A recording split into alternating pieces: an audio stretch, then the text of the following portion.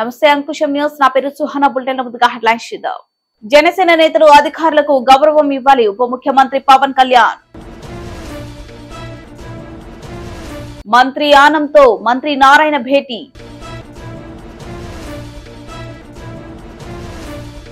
అందరివాడిగా బదిలీపై వెళ్లిన doctor BR Ambedkar Konaseema జిల్లా collector Himanshu Shukla IAS వారి వీడ్కోలు కార్యక్రమం.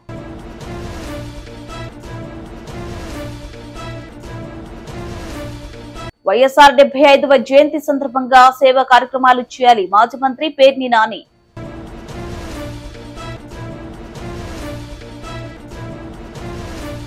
శ్రీచక్ర అమ్మవారి ఆలయానికి భక్తులు తాకిడి. అమ్మవారి దర్శనానికి సుదూర ప్రాంతాల నుండి విచ్చేసిన భక్తులు.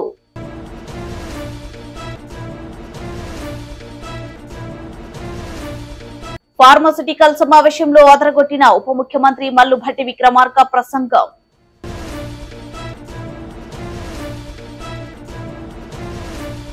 కేజీబీవీ విద్యార్థులతో కలిసి భోజనం చేసిన జిల్లా కలెక్టర్ రాహుల్ శర్మ.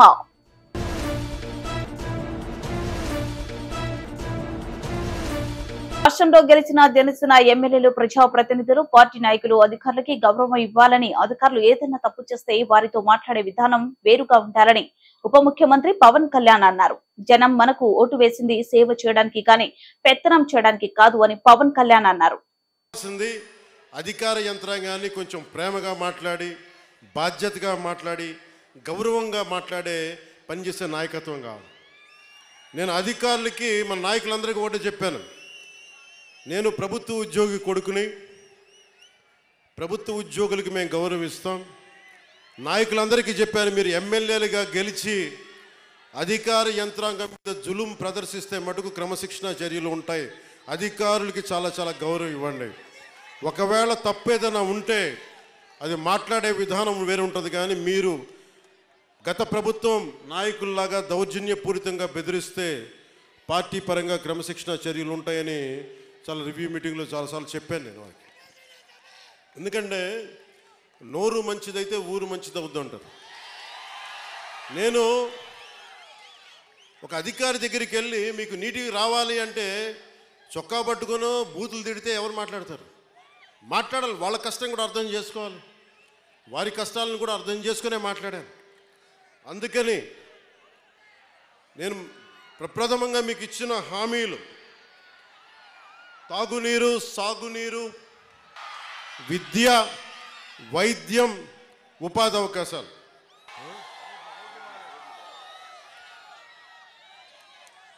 నేను పదవి తీసుకొని నెల రోజులు కూడా కాల. రోడ్లు కదా అన్నీ చేద్దాం. ఏది నా దృష్టిలో లేకుండా లేదు. ఒక ఆడబిడ్డ, ఒక తల్లి వచ్చి, అన్న నా బిడ్డ 9 నెలల నుంచి కనిపించట్లేదు, నా బిడ్డ 9 నెలల నుంచి కనిపించట్లేదు, 2 రోజులు దాటితేనే ఇంక దొరకదని చెప్తారు. మర్చిపోండి మీ బిడ్డనని చెప్తారు ఉన్నత పోలీసు అధికారులు. అలాంటిది 9 నెలలు అయిపోతే దొరుకుద్దా లేదా అనేది నా గుండె ఇలా కొట్టుకుంది. ఆ తల్లి ఏడుపు గుండె వేదన పెట్టేసింది. వెంటనే దీనికి మన చైర్మన్ కేకే గారిని అడిగాను. మీరు వెళ్ళి వెంటనే తీసుకెళ్ళి విజయవాడ మాచవరం సిఐ గారి దగ్గరికి వెళ్ళి మాట్లాడండి అంటే కమిషనర్ గారితో మాట్లాడాను. 9 నెలలు దొరకని బిడ్డ 9 రోజుల్లో దొరికింది.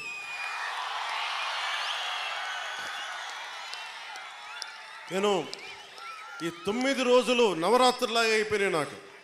ఆ బిడ్డ దొరుకుద్దా లేదా తల్లిని ఒకటే వేడుకున్నా. తల్లి ఒక ఇంట్లో పెంచిన ఆడబిడ్డ ఎటు వెళ్ళిపోయిందో తెలియదు. ఆ బిడ్డ దొరికే వరకు చూడు తల్లి అని చెప్పి ప్రతిరోజు రాత్రి ప్రార్థించాడు.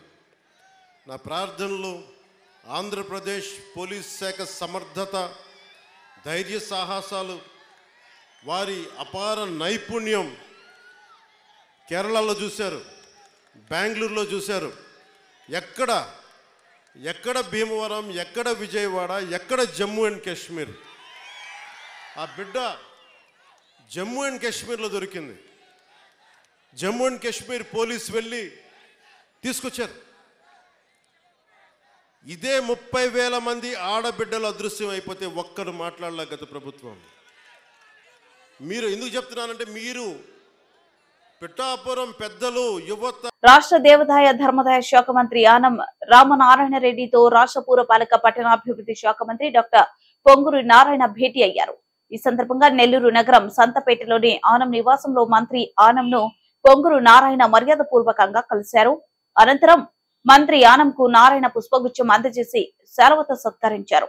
రాష్ట్ర జిల్లా అభివృద్ధిపై ఇరువురు సుదీర్ఘంగా చర్చించారు. ఈ కార్యక్రమంలో డిప్యూటీ మేయర్ రూప్ కుమార్ యాదవ్ తో పాటు పలువురు టీడీపీ ముఖ్య నేతలు తదితరులు పాల్గొన్నారు.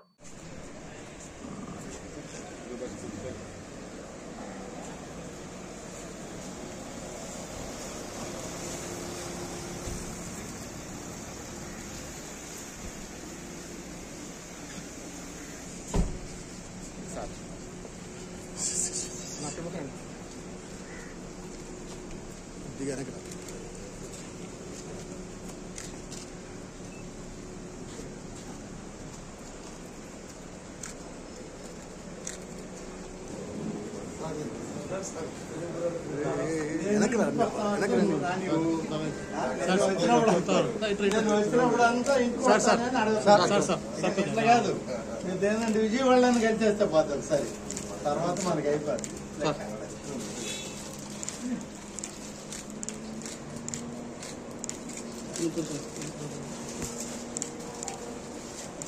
పర్లేదు సార్, మన దగ్గర లేదు. రండి రండి. అయ్యో,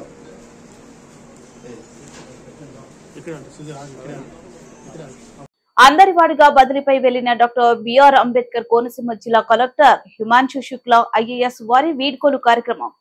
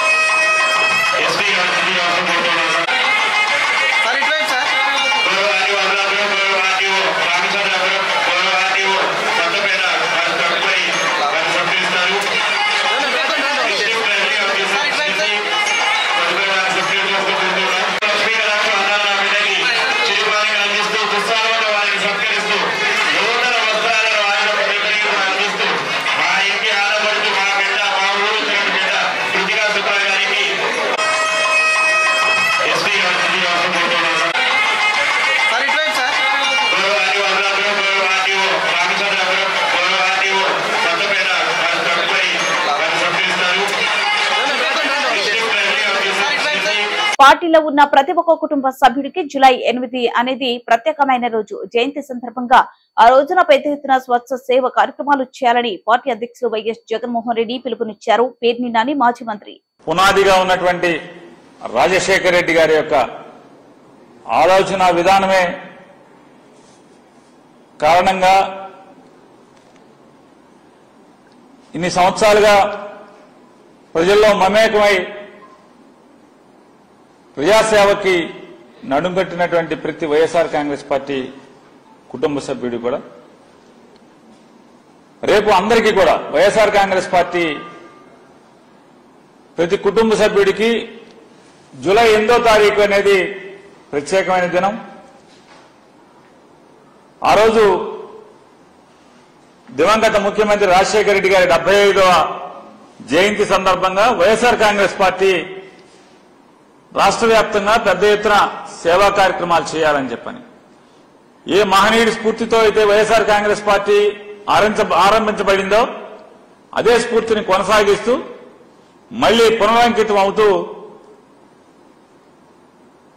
స్వచ్ఛంద సేవా కార్యక్రమాలు చేయాలని చెప్పని, రక్తదానం చేయటమో లేదా ఏదన్నా స్కూల్లో పిల్లలకి పుస్తకాలు అందించటమో ఇలాంటి, లేదా ఏదన్నా కాలనీల్లో లేదా రహదారుల పక్కన చెట్లు నాటమో ఇట్లాంటి సేవా కార్యక్రమాలు ఎంచుకుని చేయవలసిందిగా వైఎస్ఆర్ కాంగ్రెస్ పార్టీ కుటుంబ సభ్యులందరికీ కూడా వైఎస్ఆర్ జగన్మోహన్ రెడ్డి గారు నిర్ణయం తీసుకోవడం జరిగింది. కాబట్టి ప్రతి ఒక్కరూ కూడా మన రాష్ట్ర అధ్యక్షులు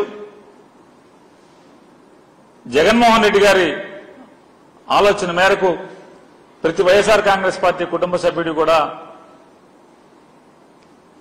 స్వచ్ఛంద సేవా కార్యక్రమాల్ని జూలై 8 దివంగత ముఖ్యమంత్రి రాజశేఖర రెడ్డి గారి జయంతి ఉత్సవం సందర్భంగా ఆచరించాలని చెప్పని ప్రతి ఒక్కరిని కూడా కోరుకుంటూ, అలాగే రాజశేఖర రెడ్డి గారి యొక్క జయంతి ఉత్సవం ద్వారా స్వచ్ఛంద సేవా కార్యక్రమాలను చేస్తూ ప్రజలకి పనికొచ్చే కార్యక్రమం చేస్తూ మరొకసారి ఆ మహనీయుడి యొక్క ఆశయాల్ని, ఆయన రాజకీయాల్లో ఆయన జీవించిన తీరుని స్మరించుకుంటూ మరొకసారి గుర్తు చేసుకుని పునరుత్తేజంతో పనిచేయడానికి, ప్రజాసేవ చేయడానికి అడుగులు వేస్తామనేది ఆ రోజు ప్రతి ఒక్కరం భావించి ఆ కార్యక్రమాలు చేయమని చెప్పని వైఎస్ఆర్ కాంగ్రెస్ పార్టీ తరఫున ప్రతి ఒక్క కుటుంబ సభ్యుడిని కోరటం జరుగుతుంది. కొత్తపేట మండల పరిధిలోని ఏనుగుల మహల్ గ్రామంలో వెంచేసి ఉన్న చక్ర మహామేరు యంత్రాలయం నందు శుక్రవారం చక్ర అమ్మవారికి అత్యధిక సంఖ్యలో భక్తులు అభిషేకాలు, కుంకుమ పూజలు నిర్వహించారు. శుక్రవారం అమ్మవారికి ప్రీతికరమైన రోజు కావడం, అలాగే జ్యేష్ఠ అమావాస్య రావడంతో సుదూర ప్రాంతాల నుండి వచ్చి అమ్మవారిని విశేష సంఖ్యలో దర్శించుకున్నారు. దేశంలోనే అతిపెద్ద చక్రం ఈ ఏనుగుల మహల్ గ్రామంలో మాత్రమే ఉంది. అంతే భక్తులు ఈ చక్ర అమ్మవారి దర్శనానికి మన రాష్ట్రం నుండే కాకుండా ఇతర రాష్ట్రాల నుండి కూడా వచ్చి అమ్మవారిని దర్శించుకుంటున్నారు.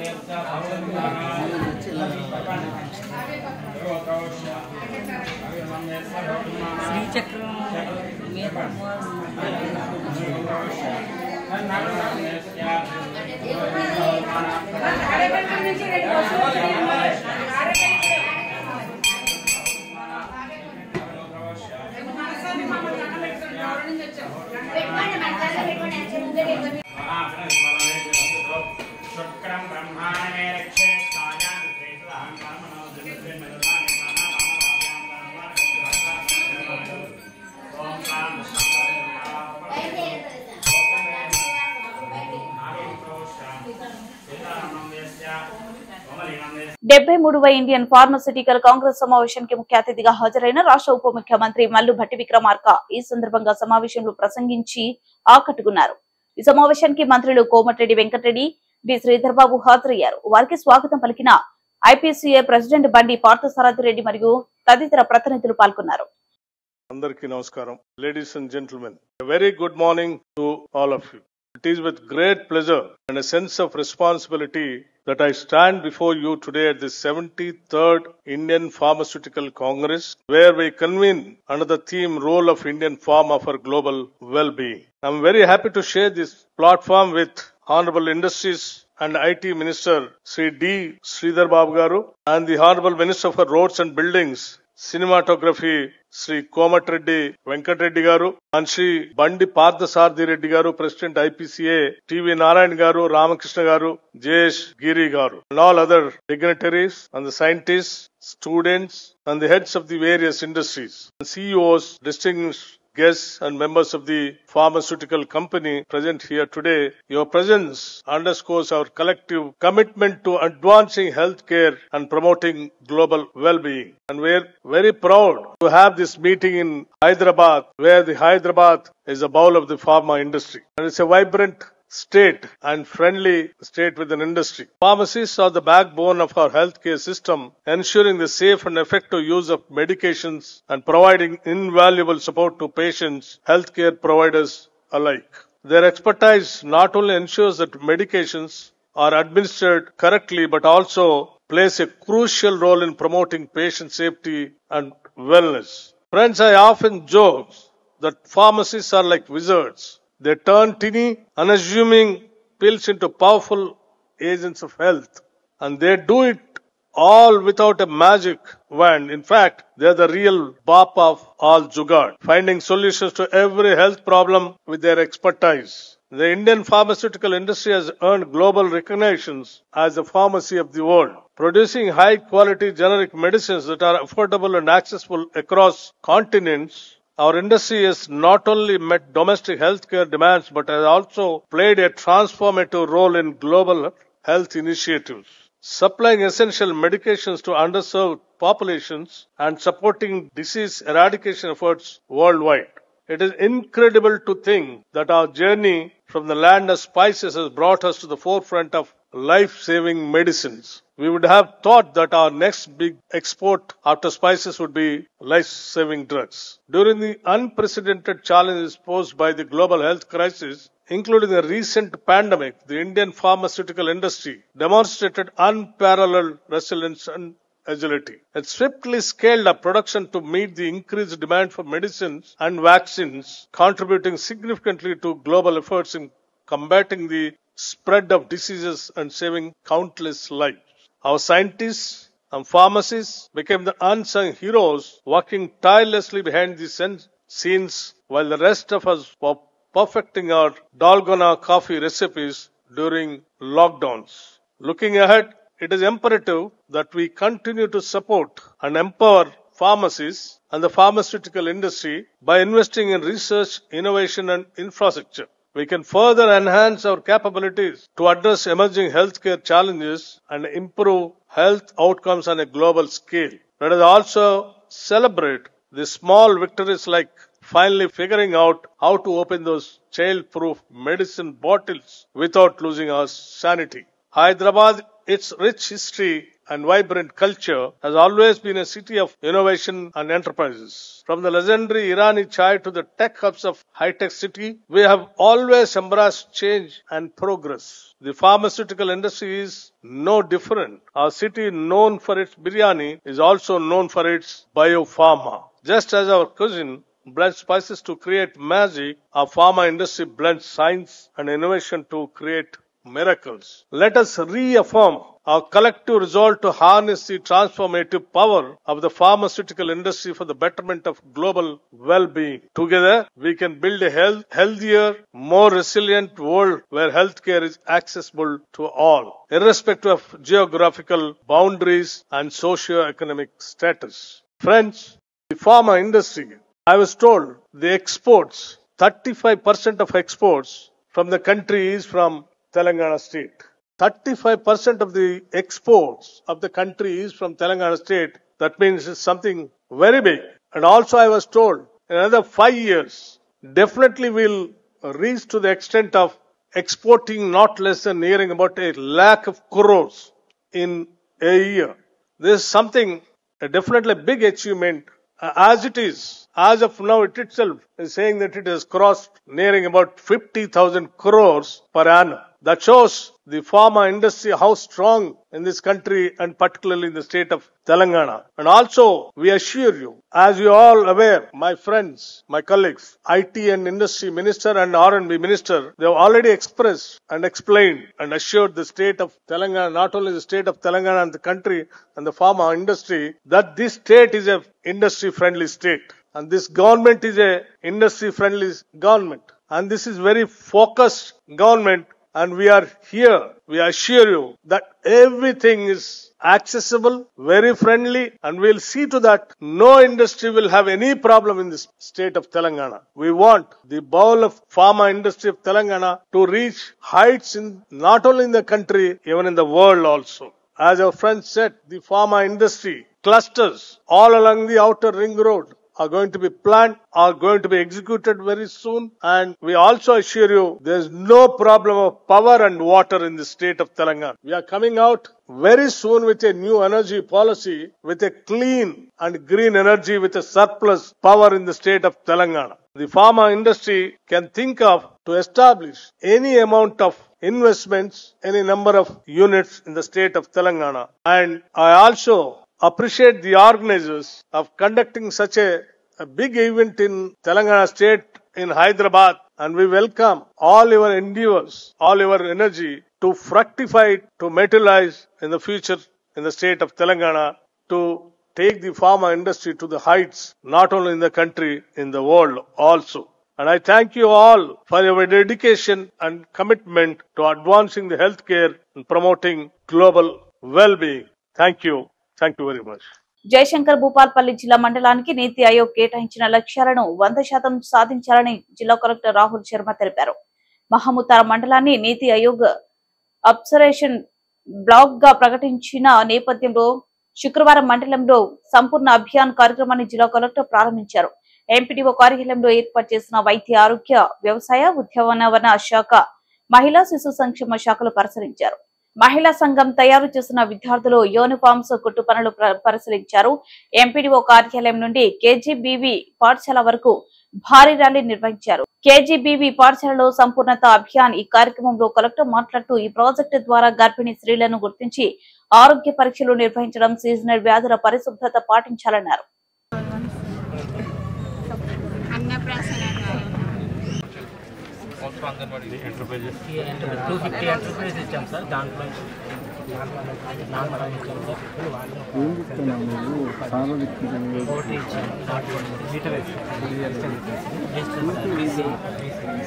సెల్ఫ్ గ్రూప్స్ విలేజ్ నుంచి రాకుండా లోకల్లోనే అక్కడే అమౌంట్ ఇచ్చాం. మొత్తం 45 స్కూల్కి 1950 ఇచ్చాం స్టూడెంట్స్.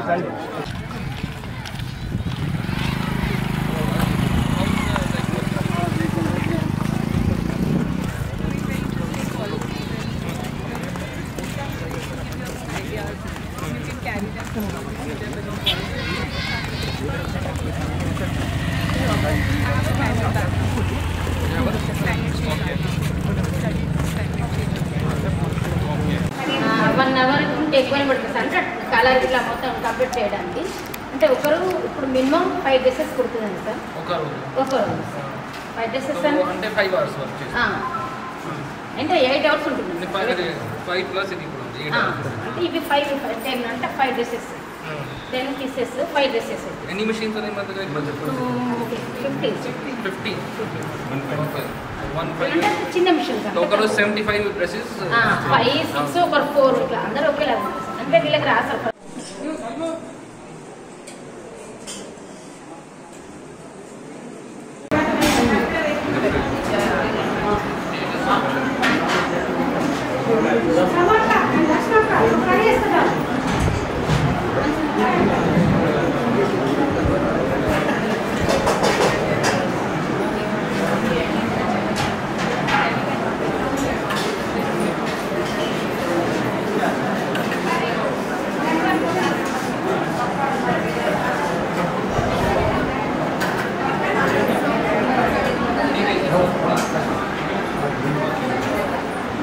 ఇప్పుడే మనం మహిళా కంటీన్స్ కూడా పెడుతున్నాం. సిమిలర్లీ మీ సేవా సెంటర్స్ కూడా పెడుతున్నాం, ఎఫ్పిఓస్ కూడా పెడుతున్నాం. సో అది కూడా అది మన స్టేట్ గవర్నమెంట్ స్కీమ్ ఉంది. సిమిలర్లీ నీతి ఆయోగ్ కింద అది ఎస్హెచ్జిస్కు కూడా మనం వేరే వేరే ఇన్కమ్ జనరేటింగ్ అవెన్యూస్ ఇస్తున్నాం. సిమిలర్లీ ఓడిఎఫ్ ప్లస్ కూడా పెట్టాలి మొత్తం జిల్లా అండ్ మొత్తం all villages GPs ODF plus పెడితే ఇది మనకు ఒక సాటిస్ఫాక్షన్ వస్తుంది. For that solid and liquid waste management పూర్తి చేయాలి. ఆల్రెడీ మన జిల్లాకి ప్రతి గ్రామంలో కంపోస్ట్ షెడ్ ఉంది. సో కంపోస్ట్ షెడ్లో మనం కంపోస్ట్ తయారు చేస్తున్నాం. అండ్ కంపోస్ట్ తయారు చేసి సేమ్ కంపోస్ట్ మన ప్లాంట్స్కి యాజ్ అ నేచురల్ ఫర్టిలైజర్స్ పెట్టవచ్చు. దాట్ ఆల్రెడీ మన జిల్లాలో అవుతుంది. ఇక్కడ కూడా మనం ఒకసారి మనం వేస్ట్కు మనం solid and liquid and wet వేస్ట్కు చేంజ్ చేసి మనం సెగ్రిగేట్ చేసి దెన్ కంపోస్ట్ తయారు చేయాలి. అండ్ సాలిడ్ వేస్ట్కు సెంటర్లో కేంద్రంలో అంగన్వాడీ టీచర్ ద్వారా చేస్తున్నాం. అండ్ సిమిలర్లీ మన రూరల్ డెవలప్మెంట్ కింద ఆల్రెడీ బేసికలీ మన మహిళా సంఘాలు ఉన్నాయి. సో నేను ఇప్పుడే మన మందర్ హెడ్ క్వార్టర్స్లో అది స్టిచింగ్ సెంటర్ ఇప్పుడు చూశాను. సో స్టిచింగ్ సెంటర్స్లో కూడా ఆల్రెడీ ఒక పేర్ ప్రతి మన జిల్లాలో ఫర్ స్కూల్ యూనిఫామ్ మన స్టిచ్ అయింది. సిమిలర్ సెకండ్ పేర్ కూడా విదిన్ ఒక వారంలో కంప్లీట్ అవుతుంది. సో అక్కడ కూడా మనం ఆల్రెడీ మొత్తం జిల్లాలో మహిళా సంఘాలకు ఆల్రెడీ ఆర్డర్ ఇచ్చాం. యాజ్ పర్ బుడ్డ ముగించే ముందు హెడ్లైన్స్ మరోసారి. జనసేన నేతలు అధికారులకు గౌరవం ఇవ్వాలి, ఉప ముఖ్యమంత్రి పవన్ కళ్యాణ్. మంత్రి ఆనంతో మంత్రి నారాయణ భేటీ.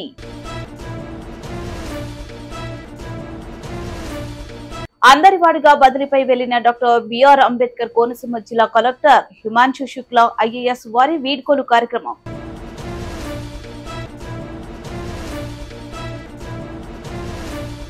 వైఎస్ఆర్ 75వ జయంతి సందర్భంగా సేవా కార్యక్రమాలు చేయాలి మాజీ మంత్రి పేర్ని నాని.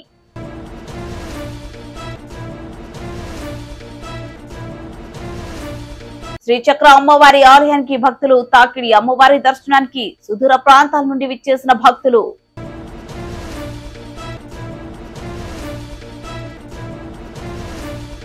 ఫార్మాసిటికల్ సమావేశంలో అదరగొట్టిన ఉప ముఖ్యమంత్రి మల్లుభట్టి విక్రమార్క ప్రసంగం.